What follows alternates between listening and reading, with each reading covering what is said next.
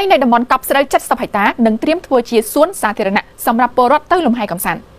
សម្ដេចថាបតីហ៊ុនម៉ាណែតនាយករដ្ឋមន្ត្រីកម្ពុជាបានណែនាំឲ្យសាលារាជធានីភ្នំពេញរៀបចំដីនៅតំបន់កប់ស្រូវចំនួន70ហិកតាដើម្បីធ្វើសួនសាធារណៈសម្រាប់ពលរដ្ឋទៅលំហែកំសាន្តនៅក្នុងឱកាសអញ្ជើញសម្ពុតដែលប្រើប្រាស់ជាផ្លូវការស្ពានអាកាសមរតកដីជួននៅព្រឹកថ្ងៃទី7មេសានេះសម្ដេចថាបតីហ៊ុនម៉ាណែតបានឲ្យដឹងថាសម្ដេចបានឲ្យរដ្ឋបាលរាជធានីភ្នំពេញរៀបចំនៅកន្លែងផ្លូវកប់ស្រូវត្រៀមប្រហែលជាង70ហិកតាដើម្បីធ្វើសួនសាធារណៈដែលបច្ចុប្បន្នឯកឧត្តមខួងស្រេងអភិបាលរាជធានីភ្នំពេញបាននឹងកំពុងរៀបចំដាំដើមឈើជាបណ្ដាហើយដើម្បីត្រៀមលក្ខណៈសាងសង់នាពេលខាងមុខនេះសម្ដេចថាបតីបានលើកទឹកចិត្តឲ្យអាជ្ញាធរគ្រប់រាជធានីខេត្តរៀបចំកន្លែងសាងសង់សួនសាធារណៈដើម្បីផ្ដល់ផលប្រយោជន៍សាធារណៈបន្ទាប់ពីនៅខេត្តបាត់ដំបងអភិបាលខេត្តបានរៀបចំសួនសាធារណៈនៅតាមដងស្ទឹងសង្កែនិងខេត្តកំពង់ធំសាងសង់តាមបណ្ដោយដងស្ទឹងសែនដែលនេះជាការល្អប្រសើរសម្រាប់បម្រើអារម្មណ៍របស់ប្រជាពលរដ្ឋនៅតាមបណ្ដាខេត្តរបស់ខ្លួននៅក្នុងលក្ខណៈដើរកម្សាន្តហាត់ប្រាណដើម្បីឲ្យពលរដ្ឋមានសុខភាពល្អសម្ដេចថាបតីបញ្ជាក់ថានៅថ្ងៃអនាគតនៅកណ្ដាលក្រុងធំៗទូទាំងប្រទេសក៏ត្រូវរៀបចំសួនសាធារណៈសម្រាប់ពលរដ្ឋដែរសូមបញ្ជាក់ថាផ្លូវទំនប់កប់ស្រូវឬហៅថាបឹងតាមុកនេះ